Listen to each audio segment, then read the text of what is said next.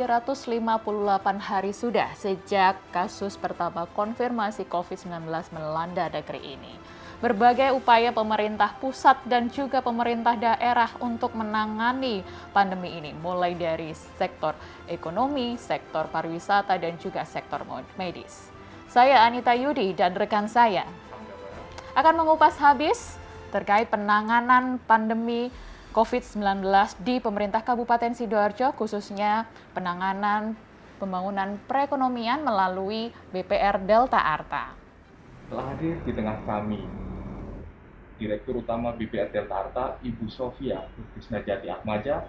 Apa kabar Ibu Sofi? Alhamdulillah baik. Sehat Ibu ya? Sehat Mas. Ibu, bisa diceritakan atau disampaikan awal mula berdirinya BPR Delta Arta seperti apa Ibu? Iya. BPR Delta Arta mulai berdiri dan beroperasional di tahun 2000. Jadi pada waktu itu kita akuisisi dari BPR swasta, diambil alih oleh pemerintah Kabupaten Sidoarjo. Pada waktu itu langsung dengan nama PT BPR Delta Arta. Waktu itu modal disetor awalnya hanya 500 juta.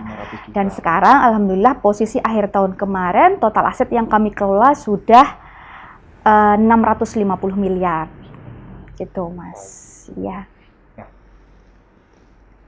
ini sejak berdirinya BPR Delta Arta Ibu, itu kan sudah banyak produk layanan seperti Tamasda, kemudian Si Fajar, Tamara. Nah, kemudian ada lagi yang baru ini Ibu, yang namanya Burda atau Kredit Usaha Rakyat Daerah. Bisa diceritakan Ibu, seperti apa Burda itu sendiri? Ya, Kurda ini merupakan jawaban dan solusi dari pemerintah Kabupaten Sidoarjo untuk masyarakat Kabupaten Sidoarjo, khususnya UKM. Jadi di tengah kondisi pandemi yang seperti sekarang ini, otomatis perekonomian baik langsung maupun tidak langsung, sebagian besar itu terdampak. Sehingga sebagian masyarakat atau UKM ini kan membutuhkan modal untuk kembali bangkit lagi. Nah, ini jawabannya dengan adanya Kurda ini. Kurda ini karena suku bunganya sangat murah dan sangat ringan kalau untuk diambil oleh para UKM, gitu Mas.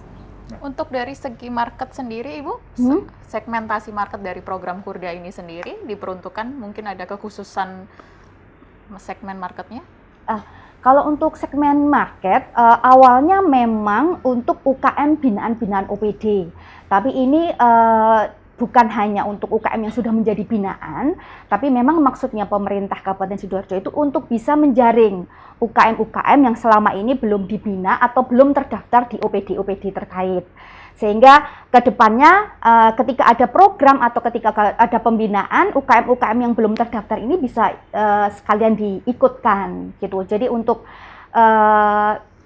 baik itu usaha kecil mikro maupun kecil. Oh baik. Gitu. Sedangkan untuk persyaratan, Ibu ada persyaratan khusus mungkin? Kalau persyaratannya sangat mudah, yang pasti surat permohonan kredit, terus ada identitas diri maupun identitas usaha. Jadi kalau untuk plafon sampai dengan 50 juta tidak perlu memakai SIUP dan hanya memerlukan surat keterangan usaha saja. Gitu. Jadi untuk plafon 50, sedangkan untuk plafon yang plafon di atas 50 juta itu ditambah persyaratan dengan SIUP itu tadi. Baik, berarti untuk para pengusaha harus menyertakan SIUP. SIUP, ya, surat izin dan usahanya. NPWP Mbak. Oh iya, tentu saja NPWP dan SIUP. Nah, Ibu, selama pandemi COVID ini, dari program pertama kali ini diluncurkan hingga saat ini, bagaimana dengan antusiasme warga Sidoarjo sendiri? Iya. Jadi memang sampai dengan akhir bulan kemarin, memang antusiasme masyarakat memang belum begitu bagus atau masih sekitar 30% Mbak. Karena memang kita belum promosi atau belum ini secara masif. Nah, di bulan ini kita akan mulai sosialisasi di 18 kecamatan. Jadi di Sidoarjo kan punya 322 desa. Betul. Nah, nanti kita mulai melakukan sosialisasi di setiap desa. Kami berharap masyarakat desa itu tahu dan bisa merasakan manfaatnya Kurda ini. Baik. Gitu. Untuk pengajuan aplikasi Kurda ini sendiri bisa dilakukan di semua cabang di Sidoarjo? Bisa. Bisa di semua kantor kas maupun kantor cabang. Baik, kantor kas juga bisa. Jadi untuk warga Sidoarjo langsung saja bisa langsung ke kantor kas ya untuk pengajuan kredit usaha daerahnya. Nah, kemudian ini Bu, selain dari bunga kredit yang murah, nah apa aja sih yang bisa didapatkan oleh nasabah? Selain suku bunga yang murah, Kurda ini dibebaskan dari semua biaya, kecuali biaya notaris ya Mbak. Kalau notaris kan memang biaya untuk pihak ketiga, bukan ini. Jadi kayak biaya administrasi, provisi kita itu semua dibebaskan. Selain itu insya Allah prosesnya juga cepat, gitu. Ya, Ibu, untuk prosentase bunga yang ditanggung untuk penerima Kurda sendiri ini sebesar berapa persen sih? Karena ini pasti yang ditunggu-tunggu oleh masyarakat ya. Pasti nominalnya berapa persen sih sebetulnya gitu, yang membedakan dengan program kredit dari bank lainnya tentunya. Iya. Jadi yang dibebankan kepada masyarakat atau yang penerima kredit hanya 3%, Mbak. 3% ini selama 1 tahun. Jadi kalau 1 bulannya cuma 0,25. Oh baik. Ini gitu. Flat hingga tanggungan itu berakhir atau flat ya? Iya, flat. Nah, untuk jadi ada 2 sistem pembayaran.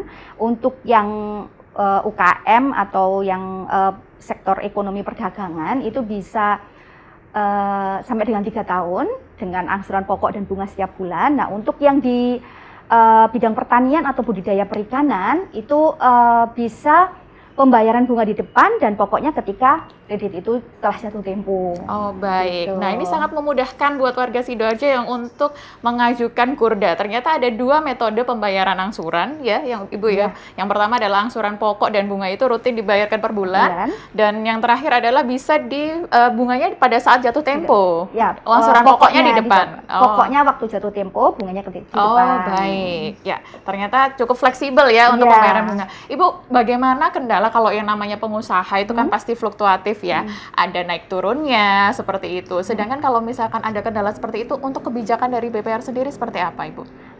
Iya, jadi kalau di angsuran biasanya ada grace period itu 3 hari Mbak, dari tanggal jatuh tempo. Grace period 3 hari? Iya, jadi intinya ketika nasabah itu ada niatan baik untuk membayar angsuran, ketika ada kendala ataupun ketika ada penundaan pembayaran itu harusnya ada konfirmasi kepada bank, sehingga bank pun bisa memprediksi kayak gitu. Baik. Nah ini mungkin yang belum diketahui mungkin ya. Kalau misalkan ini biasanya sudah takut duluan mungkin ya kreditor.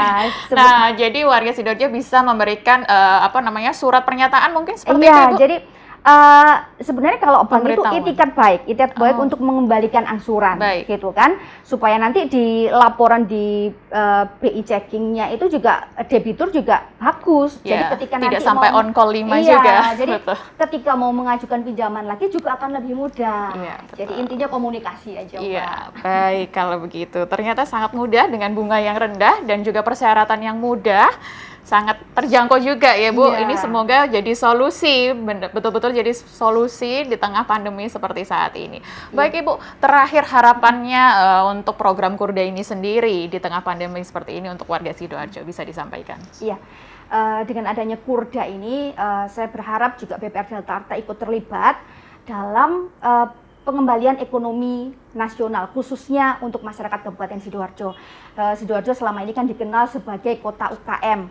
Jadi saya berharap UKM pun juga tumbuh berkembang bagus di Sidoarjo. Dan selain itu juga dari pendataan yang tadi kami sampaikan, di pendataan oleh OPD ini, supaya nanti ke depannya pembinaan terhadap UKM ini lebih bagus. Sehingga UKM di Sidoarjo ini bisa berdaya jual, juga bisa berkembang dengan bagus. Seperti itu. Direktur BPR Delta Arta, Ibu Sofia Nur Krisnajati Atmaja, terima kasih telah hadir dari Sidoarjo TV, Ibu. Terima kasih juga untuk pemirsa Sidoarjo TV yang telah menyaksikan tayangan ini. Tak terasa waktu jualan yang bisa kita. Saya Hamda Baran dan rekan saya Anita ini beserta segenap kru Sidoarjo TV yang bertugas pamit undur diri dan salam sehat semua.